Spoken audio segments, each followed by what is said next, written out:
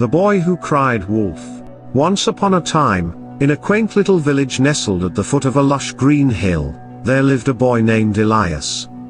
Elias was a shepherd, tasked with tending to the village's flock of sheep. Every morning, he would lead the sheep to the top of the hill, where the grass was thick and the breeze was cool. It was a peaceful job, but it was also lonely. Elias often found himself yearning for excitement. Day after day, he sat under the same tree, watching the sheep graze. The hours dragged on, and boredom clawed at him like a beast he couldn't escape. One afternoon, as the sun hung high in the sky, Elias had an idea, a mischievous spark lit in his eyes. He stood up, cupped his hands around his mouth, and shouted toward the village below, "Wolf! Wolf! A wolf is attacking the sheep!" The villagers, alarmed and protective of their flock, dropped their tools and rushed up the hill with sticks and pitchforks. Their faces were tight with fear, but when they arrived, they found no wolf, only Elias doubled over with laughter. "You should have seen your faces," he exclaimed between chuckles. "Priceless?" The villagers were not amused. They scolded Elias for his lie, but he merely shrugged it off. "It was just a joke," he said. "No harm done." The next day, Elias found himself bored once again. The memory of the villagers running up the hill made him grin. Why not do it again? He thought. And so, he shouted once more, "Wolf! A wolf is here!" Again, the villagers came running. Their fear quickly turned to anger when they realized they had been tricked a second time.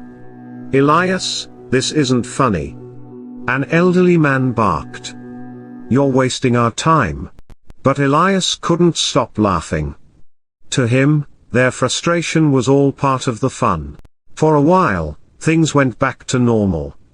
The villagers, tired of Elias's pranks, began to ignore his calls. Elias, too, grew tired of the game and settled back into his monotonous routine. One evening, as the sky blazed orange and purple with the setting sun, Elias heard a low growl behind him. His heart stopped. Turning slowly, he saw a pair of glowing yellow eyes. A wolf? It was massive, its fur bristling and its teeth gleaming in the fading light. The wolf crept closer, its gaze locked on the sheep. Panic surged through Elias as he scrambled to his feet. "Wolf!" he screamed at the top of his lungs. "Wolf! Please, help!" But down in the village, the people heard his cries and shook their heads. "It's just another one of his tricks," they said, continuing their evening chores. Elias shouted until his voice cracked, but no one came. The wolf lunged, scattering the sheep. Chaos erupted as the terrified animals fled in all directions. Elias grabbed a stick and swung it wildly, trying to protect the flock, but the wolf was too strong. By the time the villagers decided to check on Elias, it was too late. They found him sitting in the middle of the field, tears streaming down his face. The sheep were gone, some had been taken by the wolf, and the rest were lost in the wilderness. An old woman placed a hand on Elias's shoulder. "You see, child," she said gently, "no one believes a liar, even when he speaks the truth." Elias nodded, his throat tight with regret. He had learned his lesson the hard way. From that day forward, he vowed to be honest, no matter how tempting it was to play tricks.